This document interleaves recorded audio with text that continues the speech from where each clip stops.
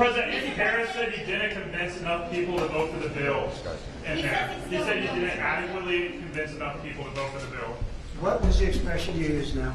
Andy Were Harris, you embarrassed? No, it said Andy Harris said that you didn't adequately convince enough people to vote for the bill. The House Freedom Caucus. You mean after this speech? After this speech, that's what he Okay, said. so, well, what do we see at the voters? I think it was a great talk. It wasn't a speech. We talked about things. Who do you work for? Notice. Who? Notice. I don't even know what the hell that is. Well, no, Andy, Get yourself a real job. Let me tell you. I think we have unbelievable unity. I think we're going to get everything we want. And I think we're going to have a great victory. And this man has done a great job. And I think this was a tremendous session. You may want to say something. Yeah, it was a great meeting. The party is unified. The House Republican Conference is excited. Multiple standing ovations. They love this president. The people back home love what he's doing. It's historic, and everybody understands the scope and the meaning of this. If we do not accomplish this mission, every one of you, all the American people, are going to have the highest tax increase that you've ever had. And among the debt ceiling cliff that's approaching and all the other problems, this is the bill to do it. I think we're going to get it done, Mr. President. The Democrats want to raise your taxes. If this doesn't work, if this doesn't get the numbers that the Republicans want, and I think it does, I think it's all Republican vote, the Democrats are going to be raising your taxes by 68%. And they will not do the, we're going to have an 85% cut in drug costs. 85% cut in drug costs. The Democrats, the drug prices are going to go up. I can't imagine a Democrat not voting for this. I think the Democrats, if they don't vote for it, that means they're voting for an increase in drug prices. Think of that, versus an 80 to an 85, maybe 75, but could be an 85% cut in drug costs. Okay. Mr. President, will you need to reach out to individual members? Will you need to make a pitch to individual I don't think members? so. No, that's what I did. That's That's really what we did today. I think it was a really great, that was a meeting of love. Let me tell you, that was love in that room. There was no shouting. I think it was a meeting of love. There were a couple of things that we talked about specifically where some people felt a little bit one way or the other, not a big deal. And I covered them. It wasn't so much a speech. I covered certain points. And I think there was, I'd be very surprised. You told them you were losing patience. Are you losing patience? No, I didn't tell. Who told you I said I'm losing? That's what we heard inside the room. You But said you it's a didn't say lie. you Wait a were minute. losing patience. Who's told you that? What we heard from people inside the room. Oh, So really? I heard the message. It's totally true. I never used the term. I didn't say losing. I didn't even talk about it. In fact, it's the opposite. I think we're going to get it done. I'm not losing patience. We're ahead of schedule. Anybody that told you that is a liar. Wait a minute. I never mentioned the word losing patience because I'm not losing patience. We're ahead of That's schedule. why I asked you. I want to get Well, clarity. why don't you go back to your source and tell them they're liars if the source even exists? the Freedom Caucus. It still passes the House. Yeah. Senators are already talking about making a number of changes over Sure. their chamber. Always Is have. that okay? Or Yeah. do you want them to swallow Yeah, this bill? in some cases they have things that I like even better.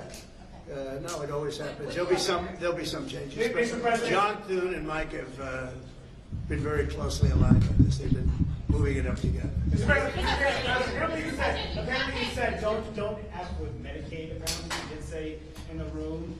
There is some concern among some Republicans, including Senator Josh Hawley, that this could impact benefits and that could be amount to a hidden tax on the I didn't say, here's what I said. I'm wondering if you're... Here's what I said. What do you want to say? Those members were I worried said about blowback waste, for supporting this bill. fraud, and abuse for Medicaid. If you find waste or fraud or abuse, we want to strengthen Medicaid. We want to strengthen Medicare. Waste, fraud, and abuse. The Democrats will let illegals be on. They'll destroy it. It will be destroyed. They want to have illegal immigrants be on. And if you do that, because that's not, it wasn't designed for that. Waste, fraud, and abuse. Can you guarantee that your voters who supported you in the election, particularly working class voters, will not lose health insurance under this bill? Oh, they won't lose health insurance. Not only that, remember, I'm cutting drug prices by 85%. And right now, I'm saving it. I'm saving the whole thing because I did something that nobody was willing to do. Other countries pay a tiny fraction what we do. And I instituted favored nations.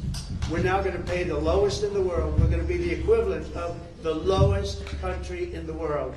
People go to London, they go to Canada, they go to other countries, many other countries.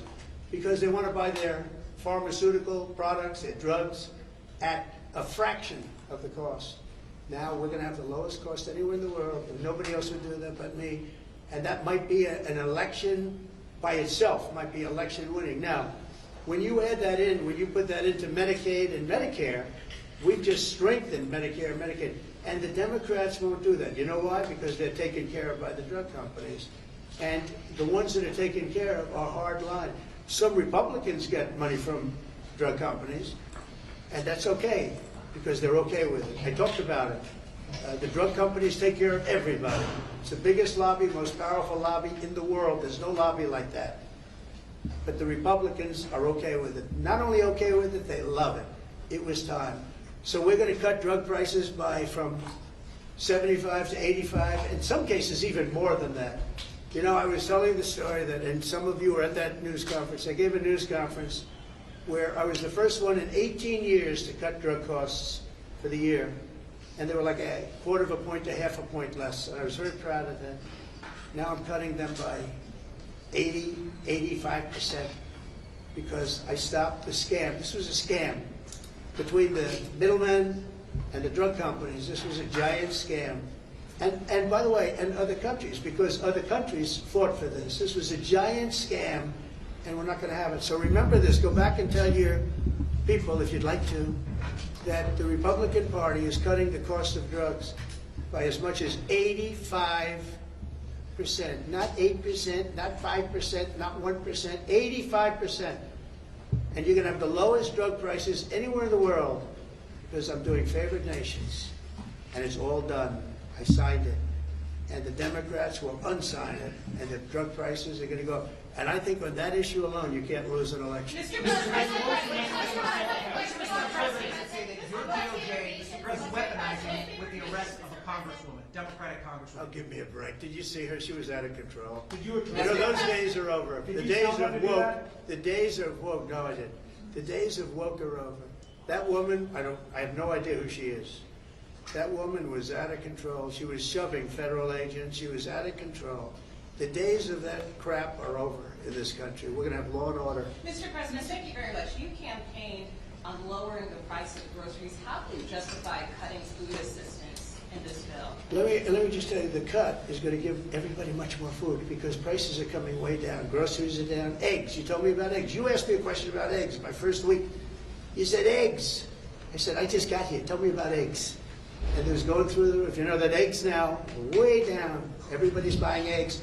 Groceries down. Energy's down. Gasoline is now they're buying gasoline now for $1.99. If you look back, you'll see $3.50, $4. This country, we're going to lose this country.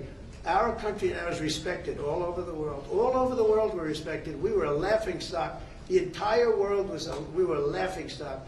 I went to the Middle East, and those rulers of those three countries are very powerful people, very big people, very rich people. They respect our country again. China was going to take them over. You know, China was going to they were going to get into the, if you look, Saudi Arabia, you take a little look what was happening with Qatar, UAE, great people, unbelievable leaders, but they were abandoned by this country. And they're not going to China anymore. They love us, we love them. We're going to take care of them, and they're going to take care of us. We came back with $5.1 trillion. Trillion. Every other president would have come back having spent $5.1 trillion as usual. And remember this, we were losing $5 billion a day under the past administration. I have to be a little careful the way I talk, because there's a lot of anger about that administration. And by the way, the real question, who ran the auto pen? Okay, who ran the auto pen? Because the things that were signed illegally, in my opinion. I think we've just proved that. But our country is respected again. All over the world we're respected. We were laughed at 7 months ago. Then you had November 5th, and our country is respected again. Thank you. Do you think Congressman Lawler and the other Republicans will